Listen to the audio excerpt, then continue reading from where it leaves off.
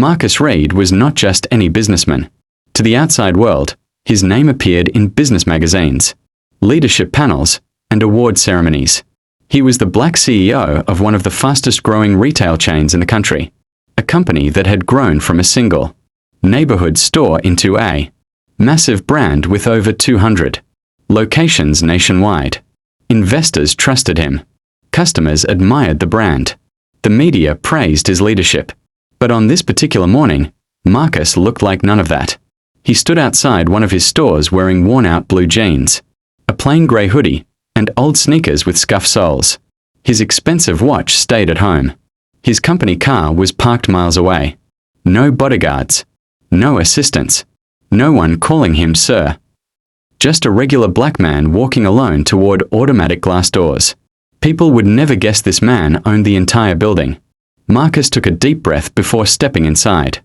His heart was heavy, not with fear, but with concern. Something had been bothering him for months. Something numbers couldn't explain. On paper, everything looked perfect. Sales were rising. Profits were strong. Shareholders were happy. But behind those impressive charts was a troubling pattern Marcus couldn't ignore. Employees were quitting at an alarming rate. Long-time workers disappeared without explanation. Exit interviews were incomplete. Complaints filed through internal systems vanished before reaching his desk. That didn't make sense. Marcus had built his company on one core belief: people matter more than profits. If people were leaving silently, something was very wrong. That's why he made a decision no one at headquarters knew about. He would go undercover. Not as a CEO. Not as a boss. But as someone no one cared to notice. As Marcus walked through the front entrance, the doors slid open with a soft mechanical hum. Bright lights flooded his vision. The smell of cleaning chemicals mixed with artificial air freshener. Shopping carts rattled. Music played softly overhead. And yet, something felt off. No one smiled. A cashier stared blankly at the register. Another employee hurried past without making eye contact. A young worker dropped a box, flinched nervously, and rushed to pick it up as if afraid of being seen. Marcus slowed his steps. In every store he had ever designed, warmth and welcome were key values. Employees were trained to greet customers within seconds. But here, no greeting. No acknowledgement. He stood near an aisle for nearly a minute. No one approached him. The store manager stood near the front, arms crossed, watching employees more closely than customers. His eyes scanned the room like a guard in a prison, not a leader in a workplace. Marcus felt a tight knot form in his chest. This isn't right, he thought today as he walked deeper into the store. The tension became more obvious. Conversations stopped when supervisors passed. Workers spoke in whispers. There was no laughter. No sense of teamwork. Just pressure. He moved toward the back of the store, past inventory shelves and loading carts, where customers rarely went. The noise faded. The lights dimmed slightly. The air felt colder. That's when he heard it. At first, it was faint, barely noticeable. A soft sound, almost lost beneath the hum of refrigerators and distant chatter. Marcus stopped walking. He listened. There it was again. A quiet, broken sob. Someone was crying. Not the kind of cry meant to be heard. Not dramatic. Not loud. This was the sound of someone trying desperately not to cry. The kind of pain that had nowhere left to go. Marcus's heart skipped. He followed the sound slowly, carefully, toward a narrow hallway leading to the storage area. Each step felt heavier than the last.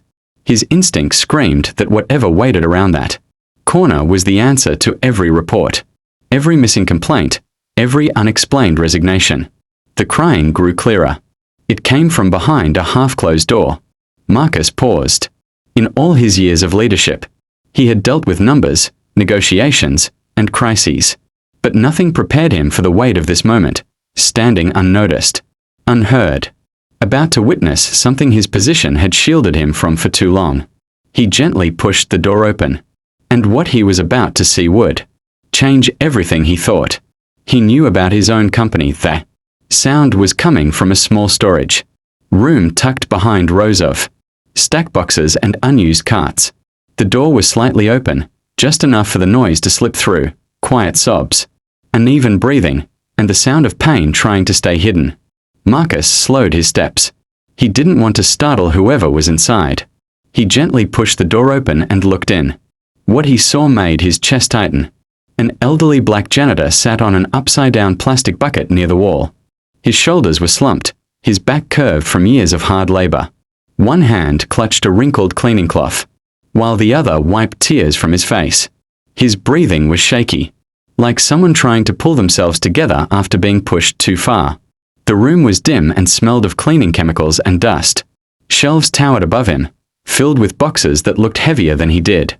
A single flickering light buzzed overhead. Marcus's eyes dropped to the man's chest.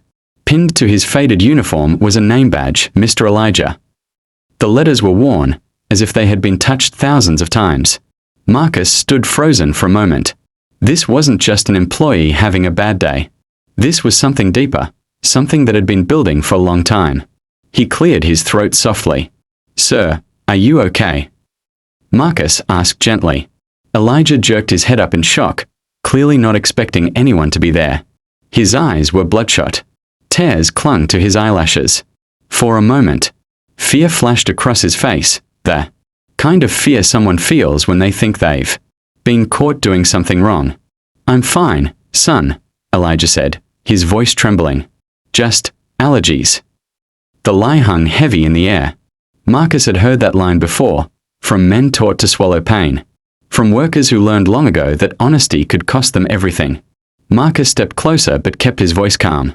"Mind if I sit?" he asked. Elijah hesitated, then nodded slowly. Marcus lowered himself onto an empty crate beside him. He didn't rush. He didn't push. He simply sat there, sharing the silence. After a few moments, Marcus spoke again. "You don't sound fine," he said softly. "What happened?" Elijah stared at the floor. His hand shook slightly as he twisted the rag between his fingers. His jaw tightened, as if he was fighting a battle inside himself. For several seconds, he said nothing. Then he let out a deep, tired sigh. The kind that comes from someone who has been carrying too much for too long. "I shouldn't be saying nothing," Elijah murmured. "I really shouldn't." Marcus turned toward him. "Sometimes," Marcus said gently, "talking is the only thing that keeps us standing." Elijah swallowed hard. "I've worked here 9 years, he finally said. 9 long years. His voice cracked. "I come in early. I leave late. I clean messes nobody wants to see. I fix what others break. I stay quiet. I stay out of the way." Marcus listened without interrupting. "I never missed a shift," Elijah continued. "Not when my back hurt. Not when my wife got sick. Not even when my car broke down and I had to walk 3 miles just to clock in." He paused, wiping his eyes again. "But lately." Elijah shook his head slowly. "Lately it's been different." His breathing became heavier. "They don't talk to me like a person anymore," he said. "They talk to me like I'm nothing." Marcus felt his chest tighten. Elijah explained how supervisors barked orders at him, how employees were told not to speak to him, how jokes were made at his expense. He described being blamed for things he didn't do, scolded in front of customers, and treated like he was invisible, until something went wrong. "This morning," Elijah whispered, his voice barely audible, "they said I stole supplies." Marcus's eyes widened. "I didn't steal nothing," Elijah said quickly. "I swear on my life." His hands trembled more now. "They called security. Told me they'd call the police. Said I should be grateful they were letting it go this time." A tear rolled down his cheek.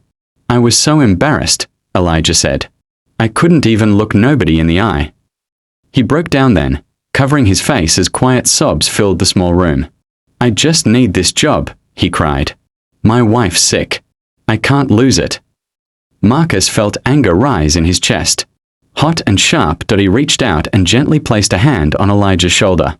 "I believe you," Marcus said firmly. Elijah looked up, surprised. "Thank you," he whispered. Neither of them knew it yet, but this moment, in this dusty storage room, was about to change the entire store forever. They came slowly, carefully, as if every sentence carried a risk. He spoke like a man who had learned that telling the truth could make things worse, not better. "I've been here 9 years," Elijah said quietly. 9 years. Marcus felt the weight of that number. In retail, that kind of loyalty was rare. Most people didn't stay 9 months, let alone 9 years. I never missed a day, Elijah continued. Not once. His voice wasn't proud. It was tired. I never complained. Never talked back. Never asked for nothing extra. Elijah looked up, his eyes filled with something between sadness and shame. I figured if I kept my head down, if I worked hard enough, I'd be left alone. Marcus felt a sharp sting in his chest. But lately, Elijah said, shaking his head slowly, it's been unbearable. He paused, gathering strength. The manager, Elijah whispered, as if saying the name out loud might bring trouble. He don't talk to me like a man. Elijah swallowed hard. He calls me slow, lazy, useless. Marcus's jaw tightened. Sometimes, Elijah continued, he says it right there on the floor, in front of customers, in front of the kids working the registers. Elijah stared at his hands. I hear people laugh, he said quietly. Some feel bad. Some don't say nothing. But everybody hears it. Marcus imagined the scene, a man old enough to be someone's father, being mocked publicly while trying to do his job. His hands curled into fists. That ain't even the worst of it, Elijah said. Marcus leaned forward. They told folks not to talk to me, Elijah explained. Said I was a problem. Said I complained too much. Elijah gave a bitter smile. I never complained, he said. Soon, people stopped sitting near him during breaks. Conversations ended when he walked into rooms. He ate lunch alone. Every day. They started cutting my hours, Elijah continued. No explanation. No warning. Less hours meant less money.